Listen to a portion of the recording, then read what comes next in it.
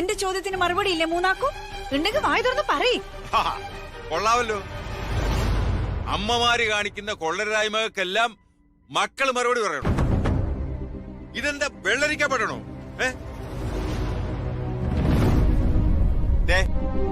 നീ വിദ്യാഭ്യാസമില്ലാത്ത വിഡ്ഢിയാണെന്ന് സർവമാനം ആൾക്കാർക്കും അറിയാവുന്ന കാര്യമാണ്. എന്നാലേ ഈ പ്രായത്തിൽ പൊക്കടവും തൂക്കി പള്ളിക്കുടുത്തി പോകുന്നത് അതിനേക്കാൾ നാണം കെട്ടിടപാടാണ്. നീ ജീവിതത്തിൽ എരന്നു വാങ്ങിയ പാഠങ്ങളൊന്നും പോരാതെ ഇനി അങ്ങ് പള്ളിക്കുടുത്തി പോയി പഠിക്കണം അല്ലേ? നാട്ടുകാരെ കൊണ്ട് പറയിപ്പിക്കാനും ചിരിക്കാനുമുള്ള കാരണമാകും അത് കേട്ടോ. പക്ഷേ ഈ പിള്ളേരുടെ കാര്യം അങ്ങനെയാണോ? അവർക്ക് നാട്ടിലിറങ്ങി നടക്കണ്ടേ? സുധേ, എല്ലാ കാര്യത്തിലും ഞാൻ ഈ കീർത്തനയുടെ അച്ഛനെ സപ്പോർട്ട് ചെയ്യാറില്ല. പക്ഷെ ഈ കാര്യത്തിൽ ഇദ്ദേഹം പറഞ്ഞു തന്നെ ശരി. ഈ പ്രായത്തിൽ ഇനി സ്കൂളിൽ പോയാ എല്ലാരും നിന്നെ കളിയാക്കും. ഉറപ്പായിട്ടും. നാട്ടുകാര് പറയുന്നത് പറഞ്ഞോട്ടെ ശ്യാമളേച്ചി. എല്ലാവരുടെയും വായ അടപ്പിക്കാൻ നമ്മളെ കൊണ്ട് പറ്റുമോ? സുധാമണിയുടെ കാര്യത്തിൽ എന്റെ ടെൻഷൻ അതല്ല. നമ്മളൊക്കെ പഠിക്കുന്ന കാലത്തെ വിദ്യാഭ്യാസം അല്ലല്ലോ ഇപ്പോ. ഇപ്പോഴത്തെ പഠിത്തമൊക്കെ സുധാമണിയുടെ തലേ കയറുമെന്ന എന്റെ പേടി. ഇപ്പൊ ഞാൻ ശരിയായി.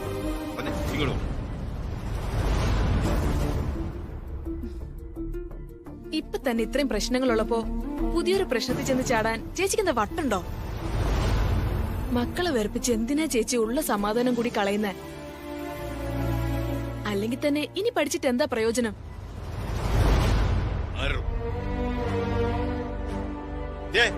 ചർച്ചയൊക്കെ ഇപ്പൊ നിർത്തിക്കൂ. ഒറ്റ ഒരു തന്നെ ശബ്ദം ഇവിടെ കേട്ടുപോകരുത്. പറഞ്ഞേക്കാം.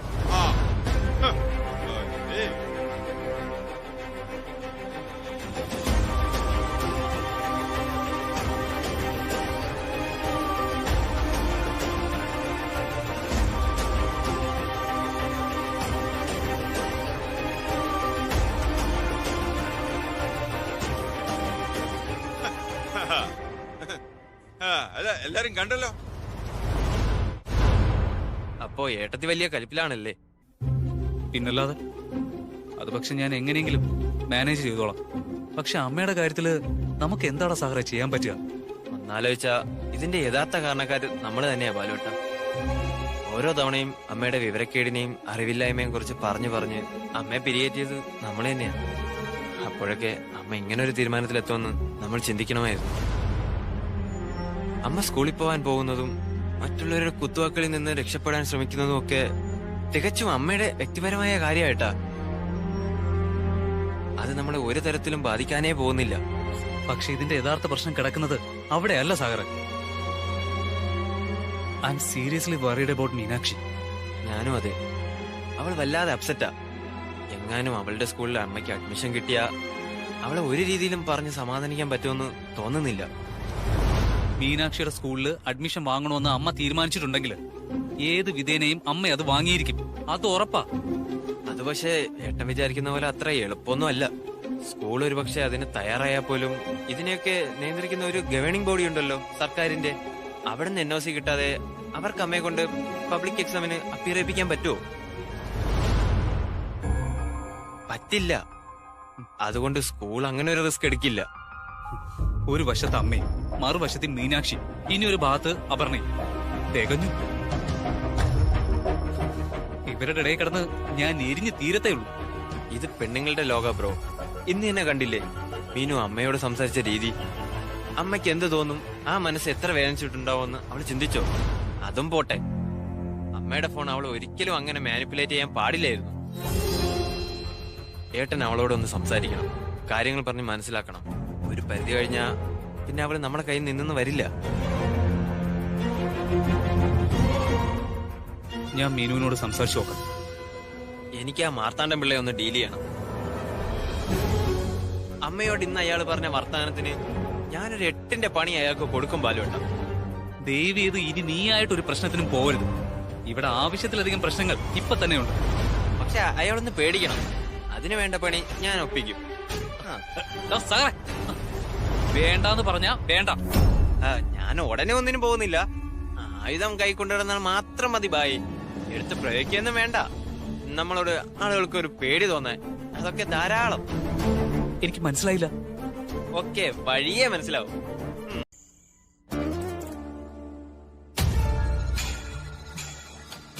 ഒക്കെ ഓരോ നിമിത്തമാണെന്ന് കരുതിയാ മതി.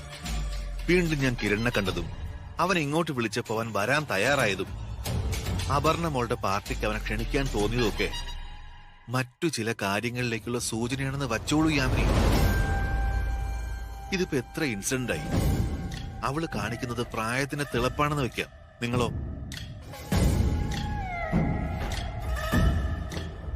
ഓരോ പ്രാവശ്യവും ഓരോ അനുഭവങ്ങൾ വരുമ്പോഴെങ്കിലും ബാലുവല്ല അപർണയ്ക്ക് ചേർന്ന പയ്യനെന്ന് നിങ്ങളെങ്കിലും തിരിച്ചറിയണ്ടേ? ആണും പെണ്ണുമായിട്ട് അവളൊരാളല്ലേ ഉള്ളൂ ഞങ്ങൾക്ക്.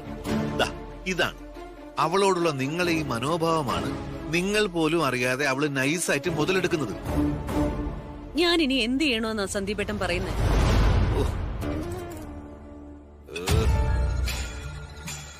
ഈ ഒറ്റമോൾ സെന്റിമെന്റ്സ് ഒക്കെ ഒരു സൈഡിലേക്ക് മാറ്റിവെച്ചിട്ട് ഒരമ്മയുടെ അധികാരത്തോടു കൂടി കുറച്ച് പ്രാക്ടിക്കലായിട്ട് അവളോട് സംസാരിക്കണം. ഞാൻ ഇതൊന്നും ചെയ്തിട്ടില്ല എന്നാണോ സന്ദീപേട്ടൻ കരുതുന്നത്? ചെയ്തിട്ടുണ്ടാവും. But now the scenario is different. എനിക്ക് മനസ്സിലായില്ല. പണ്ട് മുതലേ നീ ഇങ്ങനെയാ. നിന്റെ മട്ടും പാവൊക്കെ കണ്ടാലേ നിനക്ക് ഭയങ്കര ബുദ്ധിയാണെന്ന് തോന്നും. എടി പൊട്ടി, ഇന്ന് ബാലു അവളെ നിരാശപ്പെടുത്തിയപ്പോ അവളുടെ കൂടെ നിന്നതാരാ?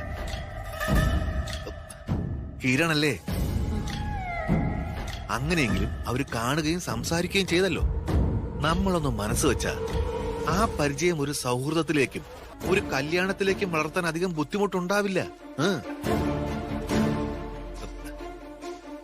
ദൈവമായിട്ട് കൊണ്ടുവന്നൊരു ചാൻസാ ഇത്. നീ ആ റൂട്ടിലൊന്ന് പിടിച്ചു നോക്ക്. എന്റെ എല്ലാവിധ പിന്തുണയും നിനക്കുണ്ടാവും.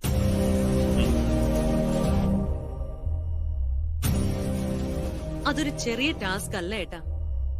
ബാലുവിനെ കിട്ടില്ല എന്ന് വന്നപ്പോ ജീവിതം അവസാനിപ്പിക്കാൻ പോയ പെണ്ണാ അവള്. അത്തരം മണ്ടത്തരങ്ങളൊക്കെ ഈ പ്രായത്തിലുള്ള പെണ്ണുങ്ങൾ കാണിക്കും. അതൊന്നും കാര്യമാക്കണ്ട. ഡിഗ്രിക്ക് പഠിക്കുമ്പോ എനിക്കൊരു ലൈൻ ഉണ്ടായിരുന്നത് നീ ഓർമ്മിക്കുന്നുണ്ടോ? ഒരു മങ്ങിണി. മങ്ങിണിയല്ല, ആവണി. എനിക്ക് ഓർമ്മയുണ്ട്. എന്തായാലും അവളൊരു മുട്ട ഏണിയായിരുന്നു. എന്നെ കിട്ടില്ല എന്ന് വന്നപ്പോ അവളും ഇതുപോലൊരു സൂയിസൈഡ് അറ്റംപ്റ്റ് നടത്തിയതല്ലേ? എന്നിട്ട് എന്തായി? ഇപ്പൊ വേറെ ഒരുത്തനെയും കിട്ടി എവിടെയോ സുഖമായി ജീവിക്കുന്നു. ഇതൊക്കെ അത്രേ ഉള്ളൂ. അവളെ പോലെ മന്ദബുദ്ധി അല്ല അപ്പു. തമാശ കളയി സന്ദീപേട്ട.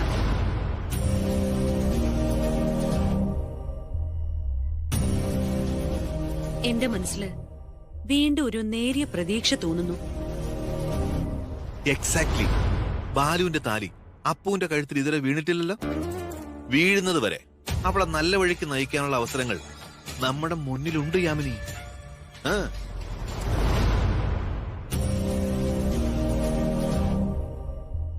പക്ഷേ അതിനാദ്യം മഹേഷിനെ കൺവിൻസ് ചെയ്യിക്കണം. അതാണ് അപ്പുവിനേക്കാൾ വലിയ കടമ്പ. അനുഗ്രഹിക്കണം സാറേ. Don't do this. എന്തിനാ സുധാമണി ഈ ഫോർമാലിറ്റീസ് ഒക്കെ? ഇപ്പൊ സാറാ എന്റെ ഗുരു, എന്റെ വഴികാട്ടി, എന്റെ ദൈവം. നല്ല കാര്യങ്ങൾക്ക് ഇറങ്ങുന്നതിന് മുമ്പ് ഗുരുക്കന്മാരുടെ കാല് തൊട്ട് തൊഴുന്നത് ഒരു പ്രത്യേക ഐശ്വര്യാന്ന് എന്റെ അച്ഛൻ പ്രത്യേകം പറയലുണ്ടേ. റെഡിയാണല്ലോ അല്ലേ? എവിടെ തുടങ്ങണം, എങ്ങനെ തുടങ്ങണം എന്ന് ഒരു ഐഡിയ ഇല്ല സാർ. എന്റെ നെഞ്ഞു കിടന്ന് പടപടാന്ന് മിടിക്കുന്നു. നമ്മൾ ഒരുപാട് ചിന്തിക്കാതെയും പ്രതീക്ഷിക്കാതെയും സംസാരിക്കുമ്പോഴുണ്ടല്ലോ, അത് കേട്ടു നിൽക്കുന്നവരുടെ ഹൃദയത്തിൽ കൊള്ളും. സാറ് പറയുന്നതെല്ലാം എനിക്ക് മനസ്സിലാവുന്നുണ്ട്. പക്ഷേ ഞാൻ ആകെ പിടിവിട്ട് നിൽക്കുക സാറേ. സുധാമണി ആദ്യമായി എന്നെ കാണാൻ വരുമ്പോ എന്തെങ്കിലും ഒരു പിടിവള്ളിയുടെ പിൻബലത്തോടെയാണോ വന്നത്? അല്ലല്ലോ. എന്നിട്ടും എന്നോട് പറയാനുള്ള കാര്യങ്ങൾ സധൈര്യം പറയാനും എന്നെ ബോധ്യപ്പെടുത്താനും സുധാമണിക്ക് കഴിഞ്ഞില്ലേ? പഠിക്കാനുള്ള ആഗ്രഹം സുധാമണിയുടെ മനസ്സിൽ എത്ര ശക്തമായിട്ടുണ്ടെന്നും സുധാമണി വാക്കുകൾ കൊണ്ട് എനിക്ക് കാണിച്ചത്. അതിൽ കൂടുതലൊന്നും സുധാമണി ഇവിടെയും ചെയ്യേണ്ടതില്ല. എന്നെ കാണാൻ വരുമ്പോ പിന്നിൽ നിന്നും ആരും ധൈര്യം തരാൻ ഉണ്ടായിരുന്നില്ലല്ലോ.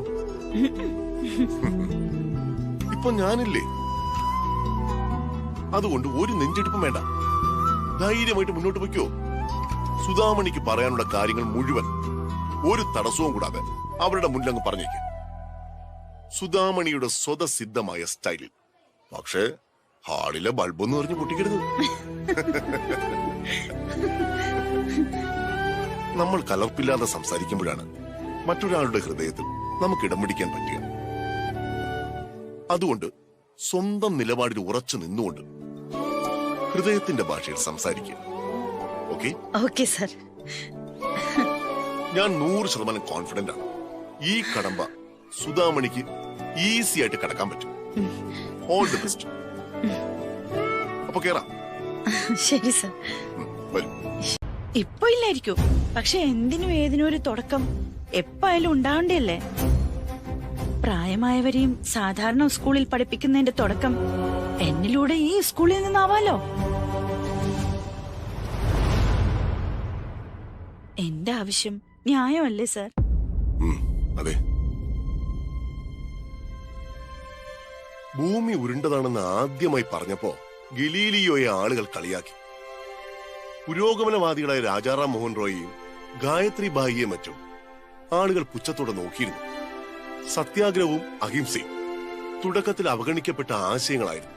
തങ്ങളെ പുച്ഛിക്കുകയും അവഗണിക്കുകയും ചെയ്ത സമൂഹത്തെ വെല്ലുവിളിച്ചുകൊണ്ട് സ്വന്തം മാർഗം വെട്ടിത്തെളിച്ച മനുഷ്യർ പിന്നീട് ആദരിക്കപ്പെട്ട ചരിത്രമേ ഉള്ളൂ. അത്തരമൊരു വെല്ലുവിളി നമുക്ക് ഏറ്റെടുത്തൂടെ? അതിനുള്ള ഏറ്റവും നല്ല മാർഗമാണ് നമുക്ക് മുമ്പിലുള്ളത്. എത്രയോ നേരത്തെ ആകേണ്ടതായിരുന്നു. But better late than never. Sudhamani ആവശ്യപ്പെടുന്നത് നമുക്ക് ചെയ്യാനുള്ളത് അസാധ്യമായ ഒരു കാര്യമല്ല. പഠിക്കണമെന്ന ന്യായമായ ഒരു ആവശ്യം മാത്രമേ ഇവർക്കുള്ളൂ. അത് നിറവേറ്റുക എന്നുള്ളത് ഒരു വിദ്യാലയത്തിന്റെ പ്രാഥമിക ധർമ്മമാണ്. പഠിക്കാനുള്ള ഒരുവരുടെ ന്യായമായ അവകാശം നമ്മൾ അധ്യാപകർ തന്നെ നിഷേധിച്ചാൽ അത് നമ്മൾ നമ്മളോടും സുധാമണിയോടും ചെയ്യുന്ന ഏറ്റവും വലിയ അപരാധമായിരിക്കും. വിശ്വനാഥൻ സാർ, ഈ ചർച്ച നമ്മൾ ഇതിനു മുൻപ് നടത്തിയിട്ടുണ്ട്. ആദർശത്തിന്റെ ലോകവും യഥാർത്ഥ ലോകവും തമ്മിൽ ആനയും ആടും തമ്മിലുള്ള വ്യത്യാസമുണ്ട്. അപ്പറഞ്ഞ സത്യ. വീട്ടിലുള്ള ആണുങ്ങളുടെയും കുട്ടികളുടെയും കാര്യം കഴിഞ്ഞിട്ടേ സ്ത്രീകളുടെ കാര്യം പരിഗണിക്കപ്പെടലുള്ളൂ. അതാണ് സത്യം. പക്ഷെ ഒരു വീട്ടമ്മ എന്നുള്ള നിലയില് എനിക്ക് യാതൊരു പരാതിയുമില്ല. ഞാൻ ഈ കർത്തവ്യങ്ങളെല്ലാം നിറവേറ്റിക്കൊണ്ടിരിക്കുക. അതിനുശേഷം ബാക്കി കിട്ടുന്ന കുറച്ച് സമയം പഠിക്കാനായിട്ട് ഞാൻ നീക്കിവെക്കുന്നു. ഈ സ്കൂളിൽ എനിക്ക് അഡ്മിഷൻ തരാൻ ബുദ്ധിമുട്ടാണെങ്കിൽ എനിക്ക് പഠിക്കാൻ പറ്റിയ വേറൊരു സ്കൂളെന്ന് പറഞ്ഞതാ.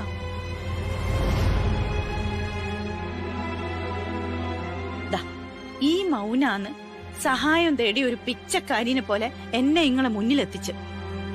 എന്റെ ബുദ്ധിക്ക് കുറച്ച് വളം ഇടണമെന്ന് മാത്രമേ ഞാനിപ്പോ ആവശ്യപ്പെടുന്നുള്ളൂ. എന്റെ കോളനിയിലുള്ള അൻസാരി വക്കീൽ എന്നോട് പറഞ്ഞിട്ടുണ്ട്, വിദ്യാഭ്യാസം ഒരാളുടെ കോൺസ്റ്റിറ്റ്യൂഷണൽ റൈറ്റ്സ്. അതന്നെ. അതുകൊണ്ട് നിയമപരമായി ഞാൻ ആവശ്യപ്പെടുന്ന കാര്യം എനിക്ക് അവകാശപ്പെട്ടതല്ലേ? രാത്രിയും പകലും ഒന്നില്ലാണ്ട് പണിയെടുത്ത് എന്റെ കയ്യിൽ നിന്ന് മാഞ്ഞു പോയ വിദ്യാരേഖ പിന്നെയും എന്റെ കയ്യിൽ വരച്ചു ചേർക്കണമെന്ന് ആഗ്രഹമുണ്ട്. എനിക്ക് ഇംഗ്ലീഷ് അറിയില്ലായിരിക്കും, പക്ഷെ പരിശ്രമിക്കാൻ അറിയാം. ഒരിക്കലും ഞാൻ നിങ്ങളെ ഒന്നും നിരാശപ്പെടുത്തൂല. ഒന്ന് നിവർന്ന് നിൽക്കാൻ ഞാൻ നിങ്ങളെല്ലാം മുന്നിൽ അഭിമാനം വെടിഞ്ഞ് യാചിക്കുകയാണ്. കൈവിടരുത്.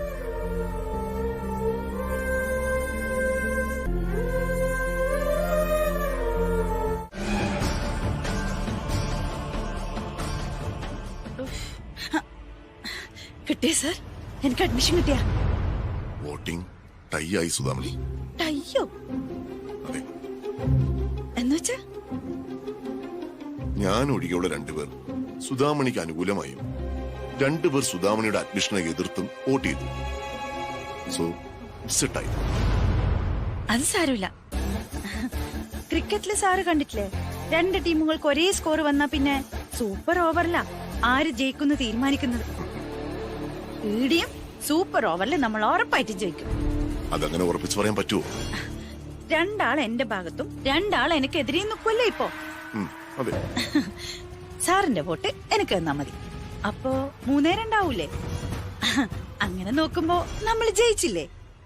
ഇല്ല സുധാമണി, അത് നടക്കില്ല. എനിക്കിതിൽ വോട്ട് ചെയ്യാൻ പറ്റില്ല. കാരണം സുധാമണിയുടെ ആപ്ലിക്കേഷൻ ഞാനാണ് പ്രപ്പോസ് ചെയ്തത്. അതുകൊണ്ട് തന്നെ റൂൾസ് പ്രകാരം പ്രപ്പോസൽ വച്ച ആൾക്ക് വോട്ടവകാശമില്ല. കുടുങ്ങിയല്ലോ എന്റെ മുത്തപ്പ. അപ്പൊ എതിർത്തു അനുകൂലിച്ചും 2 വോട്ടുകൾ വീതം വീണ നിലക്ക് തീരുമാനമെടുക്കാനായി 1 വോട്ട് കൂടി വേണ്ടേ? എക്സാക്ട്ലി. അതിനായി ഞാൻ ഹരീഷൻ സാറിനോട് വരാൻ പറഞ്ഞിട്ടുണ്ട്. അദ്ദേഹമായിരിക്കും ഈ തർക്കത്തിൽ 5ാമത്തെ വോട്ട് ചെയ്യും.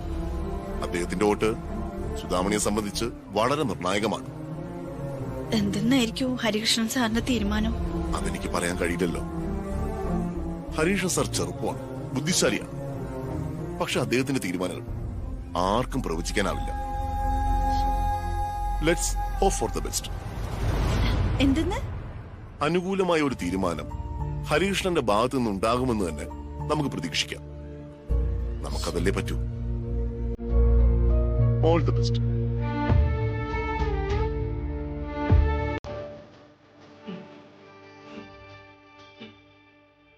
നമ്മുടെ ട്രസ്റ്റിയിലെ 6ാമത്തെ മെമ്പറാണ്. സേവ് ഗ്രീൻ എന്നൊരു ഇന്റർനാഷണൽ ഓർഗനൈസേഷന്റെ ഫൗണ്ടർ ഡയറക്ടർ കൂടിയാണ് ഇദ്ദേഹം. പ്രായമൊന്നും നോക്കണ്ട. ഈ ചെറുപ്രായത്തിനുള്ളിൽ കരസ്ഥമാക്കിയ ബിരുദങ്ങൾക്കും വാരിക്കൂട്ടിയ അംഗീകാരങ്ങൾക്കും കണക്കില്ല. He's been associating with our school for the last 5 years. Save ഗ്രീനിന്റെ ഒരു വലിയ ക്യാമ്പയിനിലായിരുന്നു 1 മാസമായി Hari. So come to the point. Campaign discontinue ചെയ്തു വരേണ്ടി വന്ന കാര്യം ഹരിക്കറിയാലോ. സുധാമണിയുടെ അഡ്മിഷന്റെ കേസിൽ 2 വോട്ടുകൾ അവർക്ക് ഫേവറബിൾ ആയും 2 വോട്ടുകൾ അവർക്ക് എഗൻസ്റ്റ് ആയും വീണിട്ടുണ്ട്. So deciding what is yours Hari. ഈ പറഞ്ഞ സുധാമണിയെ ഞാൻ മീറ്റ് ചെയ്തിരുന്നു. She is an amazing personality. അല്പസമയത്തിനുള്ളിൽ 1000 കാര്യങ്ങൾ ആരോടും പറയാനുള്ള അപൂർവമായ ഒരു കഴിവുണ്ട് അവർക്ക്. എന്തായാലും ആളെ പരിചയപ്പെട്ട സ്ഥിതിക്ക് ഹരികൃഷ്ണൻ സാർ ഏത് പക്ഷത്താണെന്ന് ഈസിയായിട്ട് തീരുമാനിക്കാമല്ലോ. മിസ് സുധാമണിക്ക് അഡ്മിഷൻ കൊടുക്കുന്ന കാര്യത്തിൽ സാറിന്റെ തീരുമാനം തെറ്റാണെന്നാണ് എന്റെ അഭിപ്രായം. ഞാനും അത് തന്നെയാ പറഞ്ഞത്. സുധാമണിക്ക് ഈ സ്കൂളിൽ അഡ്മിഷൻ കൊടുക്കുന്നത് തെറ്റാണെന്നാണ് എന്റെ അഭിപ്രായം. ഏയ്, ഞാൻ പറഞ്ഞു വന്നത് അതല്ല. പഠിക്കാൻ ശ്രമിക്കുന്ന ആ സ്ത്രീയുടെ അഡ്മിഷൻ തടയുന്നതാണ് തെറ്റ്.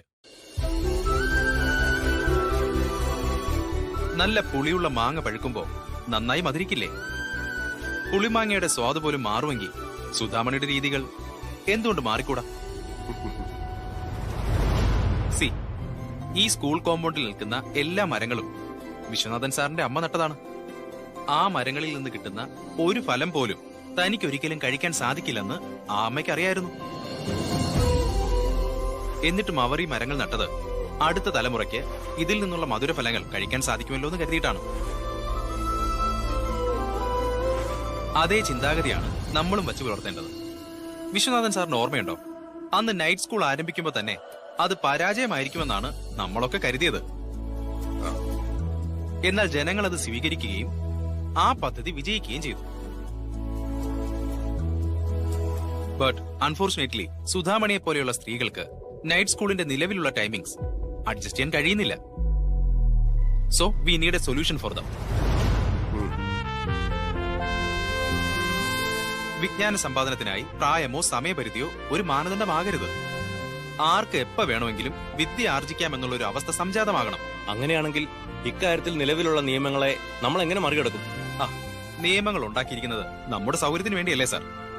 അത് അസൗകര്യമാണെന്ന് തോന്നിയാൽ തിരുത്തി എഴുതണം. ലോകം വളരുന്നതിനനുസരിച്ച് നിയമങ്ങളും കാലാനുസൃതമായി മാറേണ്ടതുണ്ട്.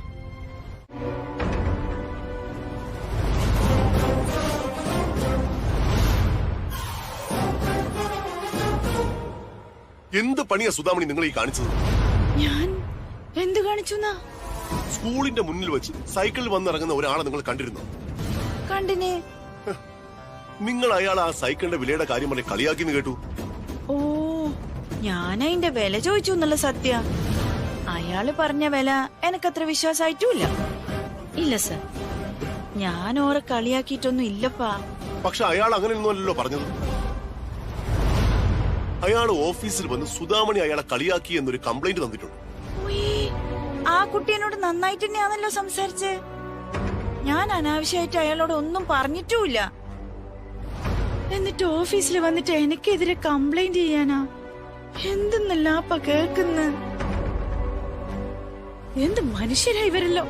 പുറമെ കാണുന്ന പോലെയല്ല ആൾക്കാരെ ഉള്ളിലിരിപ്പ്. ആരെ വിശ്വസിക്കണം വിശ്വസിക്കണ്ടെന്ന് ഒരു പിടിയും കിട്ടുന്നില്ലല്ലോ എന്റെ ഈശ്വര.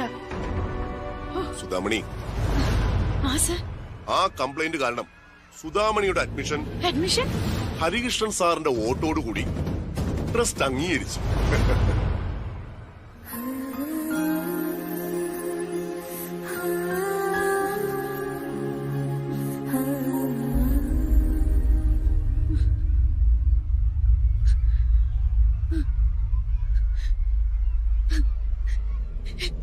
എനിക്ക് അഡ്മിഷൻ കിട്ടി മാധവമ്മേ. ഗണേശ, അൻസാരി വക്കീല്, എനിക്ക് അഡ്മിഷൻ കിട്ടി. നന്ദി പുരുഷോത്തമൻ സാർ, 1 കോടി നന്ദി. അച്ഛാ, ഞാനൊരു പുതിയ യാത്ര തുടങ്ങുക. അനുഗ്രഹിക്കണെന്നെ. അതേടി, അമ്മ സെൽഫിഷാ. നീ അങ്ങനെ തന്നെ പറയണം. ജീവിതത്തിന്റെ നല്ല കാലം മുഴുവൻ മക്കൾക്ക് വേണ്ടി മാത്രം ജീവിച്ചിട്ട് ഞാൻ ഇതന്നെ കേൾക്കണം. അവളുടെ വിഷമം കൊണ്ട് പറഞ്ഞതല്ലേ സുധേച്ചി. ചേച്ചി അതൊന്നും കാര്യാക്കണ്ട. മീനുവിനെ വിളിച്ചോണ്ട് വേഗം വീട്ടിലേക്ക് ചെല്ല് മോളെ. ഇല്ല, ഞാൻ അങ്ങോട്ട് പോവില്ല. അതിനേക്കാൾ ഭേദം വല്ല കടലിലും ചാടി ചാവുന്നതാ. എന്നാ നീ പറഞ്ഞേ? എന്താ നിർത്തിക്കളഞ്ഞേ? അടിക്കുന്നില്ലേ? ഞാനിതന്നെ കേൾക്കണം. എനിക്കറിയോ മഞ്ജു, ഇവരെ അച്ഛന് ഉള്ളപ്പോ ഇല്ലാത്തപ്പോ ജീവിതത്തിൽ ഞാനൊന്നും സന്തോഷിച്ചിട്ടില്ല. ഒരു നിമിഷം പോലും ഞാൻ എന്നെ പറ്റി ആലോചിച്ചിട്ടില്ല. ഊണിലും ഉറക്കത്തിലും എന്റെ മക്കള്, ഓരോ ഭാവി, ഓരോ പഠിപ്പ്, ഇതിനെപ്പറ്റി മാത്രം ഞാൻ ആലോചിച്ചിട്ടുള്ളൂ. ജീവിതത്തിൽ ഒരു ചെറിയ സന്തോഷം അനുഭവിക്കാൻ എനിക്കും അവകാശമില്ല. അങ്ങനെ എന്റെ സ്കൂളിൽ പഠിക്കാൻ വന്നിട്ട് എന്നെ നാണം കെടുത്തി അമ്മ അങ്ങനെ സന്തോഷിക്കണ്ട. എന്റെ അച്ഛനുണ്ടായിരുന്നെങ്കിൽ എനിക്ക് നാണക്കേട് അനുഭവിക്കേണ്ടി വരില്ലായിരുന്നു. അത് സത്യ. അങ്ങനെ ഒരാൾ ഉണ്ടായിരുന്നെങ്കിൽ ഞാൻ ഇതിന്റെ അപ്പുറം അനുഭവിക്കേണ്ടി വന്നേനെ. അല്ലെങ്കിൽ തന്നെ ഇനിയിപ്പൊ അതെല്ലാം പറഞ്ഞിട്ട് എന്താ കാര്യം? ദൈവം കാണിച്ച ചതിനേക്കാളും വലുതല്ലല്ലോ എന്റെ മക്കൾ എന്നോട് കാണിക്കുന്നത്. ഒരു സ്ത്രീക്ക് സ്നേഹവും കരുതലും ഏറ്റവും കൂടുതൽ വേണ്ട സമയം ഏതാന്നറിയോ? ഓള് ഗർഭിണിയായിരിക്കുന്ന സമയം. ആ സമയത്ത് പോലും എനിക്ക് ഒരു സ്വസ്ഥതയും എന്റെ ജീവിതത്തിൽ കിട്ടിയിട്ടില്ല. അമ്മയുടെ ഈ സ്വഭാവം കൊണ്ട് തന്നെയായിരിക്കും അച്ഛൻ അങ്ങനെ ആയിപ്പോയത്.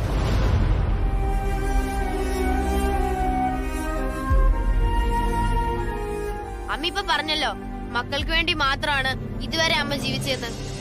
അപ്പൊ എന്നെ അമ്മ അമ്മയുടെ മോളായിട്ട് കൂട്ടിയിട്ടില്ലേ? അതുകൊണ്ടാണോ എന്റെ സ്കൂളിൽ വന്ന് അമ്മ എനിക്ക് നാണക്കേടുണ്ടാക്കുന്നേ? അമ്മമാർക്ക് മാത്രമല്ല, പെൺമക്കൾക്കും അച്ഛന്റെ സ്നേഹവും കരുതലും ഒക്കെ വേണം. എന്റെ അച്ഛൻ ജീവിച്ചിരുന്നെങ്കിൽ അമ്മ ഇതൊക്കെ ചെയ്യുമായിരുന്നോ? നീ എന്നെ എന്ത് വേണമെങ്കിലും പറഞ്ഞു. പക്ഷേ നീ ഇപ്പൊ ഒന്ന് വീട്ടിലേക്ക് വാ മോളെ. അമ്മ എന്നോട് എല്ലാം പറഞ്ഞ് മനസ്സിലാക്കി തരാ. അമ്മ പറഞ്ഞത് കേട്ടില്ലേ മീനാക്ഷി? ചെല്ല, അമ്മയല്ലേ വിളിക്കുന്നേ? ഇല്ല, എന്നെ നാണം കെടുത്താനുള്ള ഈ തീരുമാനം ഉപേക്ഷിച്ചു എന്ന് പറയാതെ ഇനി ഞാൻ ആ വീട്ടിലേക്ക് വരില്ല.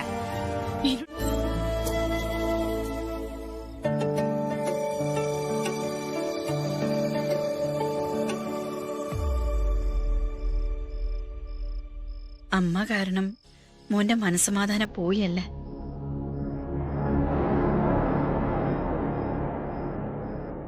അമ്മ ചെയ്തത് അത്രയ്ക്ക് വലിയ തെറ്റാന്ന് മോന് തോന്നുന്നുണ്ടാ? നീ എന്തെങ്കിലും ഒന്ന് പറ ബാലു. അപർണ എന്നെ വിളിച്ചിരുന്നു. അമ്മയുടെ സങ്കടങ്ങളെല്ലാം എന്നോട് പറഞ്ഞു. അതൊക്കെ അവള് പറഞ്ഞ് ഞാൻ അറിയേണ്ട കാര്യങ്ങളല്ല. എങ്കിലും അവളെ അമ്മ വിശ്വാസത്തിൽ എടുക്കുന്നു എന്നുള്ള കാര്യത്തിൽ എനിക്ക് സന്തോഷമുണ്ടമ്മേ. അമ്മയുടെ തീരുമാനത്തിൽ എനിക്ക് അഭിമാനമേ ഉള്ളൂ. ജീവിതത്തിൽ ഒരു സ്ത്രീ അനുഭവിക്കാത്ത സങ്കടങ്ങളിലൂടെയൊക്കെ അമ്മ ജീവിച്ചു. ഞങ്ങളെ 3 മക്കളെ വളർത്താൻ വേണ്ടി അമ്മ പോരാടി. അമ്മയുടെ അഭിമാനത്തെക്കാളും സന്തോഷത്തെക്കാളും വലുതായിട്ട് ഞങ്ങൾക്ക് ഈ ലോകത്ത് മറ്റൊന്നുമില്ല. പക്ഷേ മീനാക്ഷി ചെറിയ കുട്ടിയാണ്. അവളുടെ ഭാഗത്തു നിന്ന് ചിന്തിച്ചു നോക്കാൻ അവൾക്ക് നമ്മളല്ലാതെ മറ്റാരാ ഉള്ളത്? അക്ഷരം പഠിക്കുന്നതും അറിവ് നേടുന്നതും ഏതൊരാൾക്കും അഭിമാനം തന്നെയാണ്. പക്ഷേ അവളുടെ സ്കൂളിൽ തന്നെ അമ്മ, അത് അവൾക്കുണ്ടാക്കുന്ന മാനസിക പ്രയാസവും വിഷമവും കൂടി നമ്മൾ കണക്കിലെടുക്കണ്ടേ? അവളുടെ കൂട്ടുകാർക്കിടയിൽ നാണക്കേടുണ്ടെന്ന് അവൾ പറഞ്ഞു. അവളെ നമ്മൾ തെറ്റ് പറഞ്ഞിട്ട് കാര്യമുണ്ടോ? അവൾ ഈ പറയുന്നതിലെല്ലാം അവളുടേതായ ന്യായങ്ങളുണ്ടമ്മേ. അതുകൊണ്ട് തന്നെ അവൾ പറയുന്നതൊന്നും കണ്ണടച്ച് തള്ളിക്കളയാൻ എനിക്ക് കഴിയുന്നില്ല. അവളെന്റെ അനിയത്തിയല്ലേ അമ്മേ. നീ എന്നാ പറഞ്ഞു വരുന്നത്? എന്റെ തീരുമാനം തെറ്റായി പോയിന്നാ? ഒരിക്കലും ഞാൻ അങ്ങനെ പറയില്ല. അമ്മയുടെ തീരുമാനം 100% ശരി തന്നെയാ. പക്ഷേ മീനാക്ഷി പറയുന്നതും ശരി തന്നെയല്ലേ അമ്മേ? ഈ രണ്ട് ശരികൾക്കിടയിലും എന്റെ മനസ്സിപ്പോ വട്ടം കറങ്ങിക്കൊണ്ടിരിക്കുവോ അമ്മേ? ഒരാളുടെ ശരിക്ക് വേണ്ടി മറ്റൊരാളുടെ ശരിയെ തെറ്റാണെന്ന് പറയാൻ എന്നെ കൊണ്ട് സാധിക്കില്ല. അമ്മ ഇനി എന്ത് ചെയ്യണമെന്നാ പറയുന്നത്? തൽക്കാലം അമ്മയുടെ തീരുമാനത്തിൽ തന്നെ അമ്മ ഉറച്ചു നിൽക്കണം. ഞാൻ എങ്ങനെയെങ്കിലും മീനാക്ഷിയെ പറഞ്ഞ് മനസ്സിലാക്കാൻ ശ്രമിക്കാം. അവൾക്കിത് എത്രമാത്രം മനസ്സിലാകുമെന്ന് എനിക്കറിയില്ല. അമ്മയുടെ തീരുമാനം അവളെ അത്രമാത്രം മുറിവേൽപ്പിച്ചിട്ടുണ്ട്. എന്തായാലും ഞാനതിന് ശ്രമിക്കാം.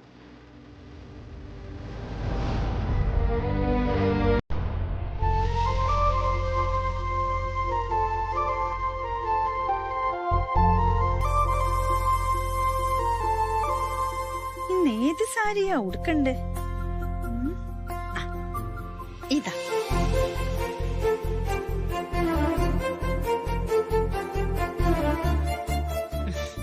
ഇത് മതി.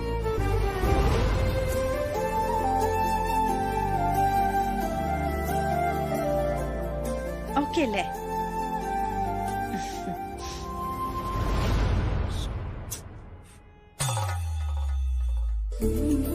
സുധാമണി റീഓൾഡ്. റീഓൾഡ് അല്ല, റീലോഡഡ്. റീലോഡഡ് എങ്ങനെയുണ്ട്? നല്ലേണ്ടാ? അമ്മ ഒരു മിനിറ്റ്. ഇവനെവിടെ പോയി?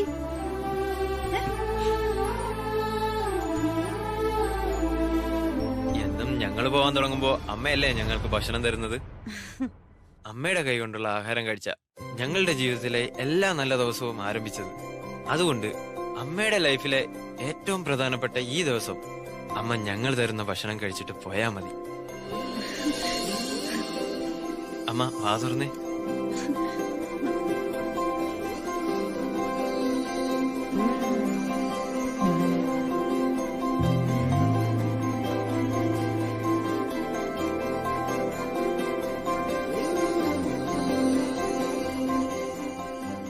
മതി മതി മതി. പോവാൻ സമയായി. മീനാക്ഷിനെ ഞാൻ മഞ്ജുവിന്റെ വീട്ടിൽ നിന്ന് വിളിച്ചോളാം. പോട്ടെ. ഓൾ ദി ബെസ്റ്റ് അമ്മ.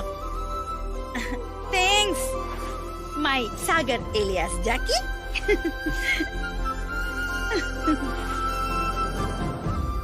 അമ്മയ്ക്ക് നല്ല ടെൻഷൻ ഉണ്ട്. അത് നമ്മൾ അറിയാണ്ടിരിക്കാൻ വേണ്ടിയിട്ടാ ഈ ഉത്സാഹവും ചിരിയും ഒക്കെ.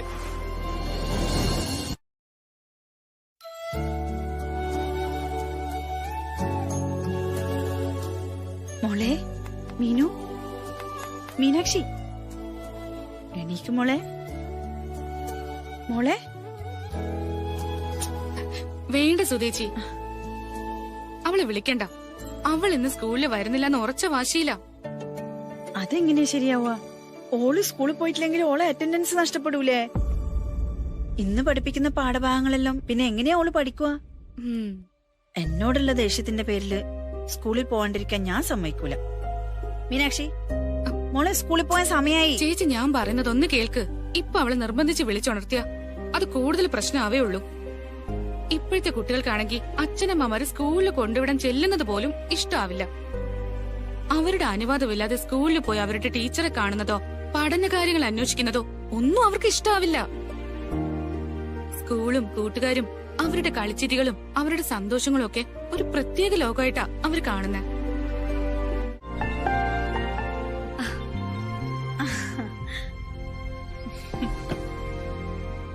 മോളെ അപ്പു എന്താ ലേറ്റ്? ബാലു ഓഫീസിൽ പോയല്ലോ. ഞാനിന്ന് ബാലുവിനെ പിക്ക് ചെയ്യാൻ വന്നതല്ല, പിന്നെ എന്റെ പ്രിയപ്പെട്ട അമ്മായിയമ്മയെ കൊണ്ടുപോകാൻ വന്നതാ. ബാലുവിന് ഓഫീസിൽ ഇന്നൊരു ടീം ഡിസ്കഷൻ ഉണ്ട്. അതാ അല്പം നേരത്തെ പോയത്. എനിക്കത് കഴിയുമ്പോഴേക്കും ഓഫീസിൽ എത്തിയാൽ മതി. അപ്പൊ അത്യാവശ്യമായിട്ട് ഇങ്ങോട്ട് പോകുന്നത് എന്തിനാ? നല്ല ചോദ്യം. ഇന്ന് സ്കൂളില് ആന്റിയുടെ ഫസ്റ്റ് ഡേ അല്ലേ? ഞാൻ ഡ്രോപ്പ് ചെയ്യാം, വാ.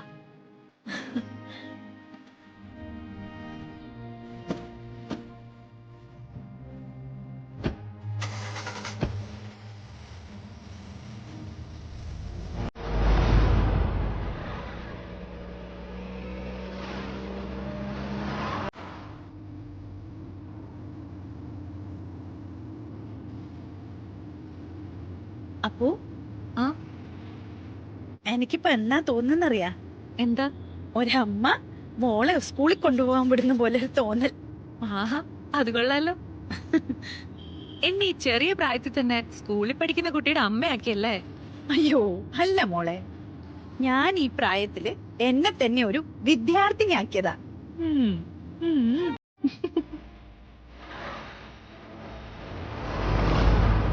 എന്തായാലും ഞാനത് നന്നായിട്ട് എൻജോയ് ചെയ്യുന്നുണ്ട്.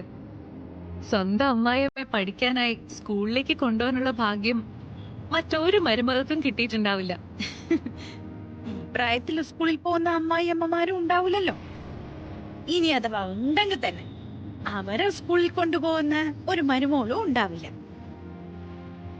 അപ്പൊ ശരിക്കും ഭാഗ്യം കിട്ടിയത് എനക്കാ. സത്യത്തിലില്ലേ, എനിക്ക് വല്ലാത്തൊരു സുഖം മനസ്സുകൊണ്ട് ഞാൻ അനുഭവിക്കുന്നത്. എന്തായാലും തെരഞ്ഞെടുത്തിരിക്കുന്ന വഴി ഇത്തിരി കഠിനമാണ്. എനിക്ക് ഈ കഠിനമായ വഴിയിലൂടെയുള്ള യാത്രയല്ലേ ശീലം മോളെ. ഇപ്പോ എളുപ്പമുള്ള വഴി കണ്ടാലുണ്ടല്ലോ എനിക്ക് ഭയങ്കര ബുദ്ധിമുട്ടാ. അതുകൊണ്ട് മോള് വിഷമിക്കണ്ട, ഞാൻ അങ്ങ് ജീവിച്ചു പോയിക്കോളൂ. 10ാം ക്ലാസ് ആണ് ആന്റി, അതും ഇംഗ്ലീഷ് മീഡിയം. ട്യൂഷൻ ഇല്ലാതെ ഒന്നും നടക്കില്ല. അതിനാ മഞ്ജുളി ഉണ്ടല്ലോ, ഓളെ ഇംഗ്ലീഷ് അടിപൊളിയാ. ഓളെനിക്ക് ഇംഗ്ലീഷ് പഠിപ്പിച്ചെന്ന് പറഞ്ഞിട്ടുണ്ട്. പിന്നെ കണക്ക്, അതിനെനിക്ക് ആരെ സപ്പോർട്ടും ആവശ്യമില്ല. പക്ഷെ ഞാൻ പെടാൻ പോകുന്നത് സയൻസിലാ. അതിന് പിന്നെ മോളുണ്ടല്ലോ അല്ലേ? ആ, നന്നായിരിക്കും. സ്കൂളിൽ പഠിക്കുമ്പോഴേ എനിക്ക് എപ്പോഴും തല്ലുള്ളുന്നത് ആ ഒരു സബ്ജക്റ്റിനാ. അത് ഞാൻ പഠിപ്പിച്ച ഉറപ്പായിട്ടും ആന്റി തോക്കും. അയ്യോ, എന്നാ നീ എന്നെ സയൻസ് പഠിപ്പിക്കണ്ട, എനക്ക് തോക്കാനാവൂലപ്പാ. ഞാൻ പഠിച്ച സെറ്റായ ശേഷം മോളെ ഞാൻ പഠിപ്പിക്കാം, എന്താ?